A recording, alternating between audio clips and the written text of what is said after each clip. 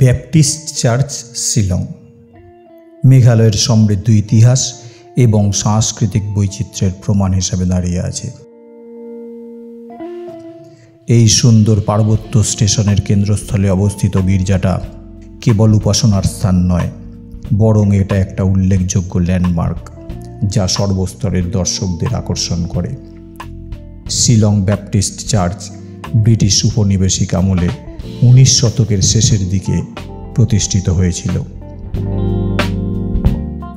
গির্জাটা Baptist মিশনারিদের দ্বারা প্রতিষ্ঠিত হয়েছিল, যারা সমগ্র ভারতীয় উপমহাদেশে খ্রিস্ট ধর্ম প্রচারের একটা বৃহত্তর আন্দোলনের অংশ ছিল।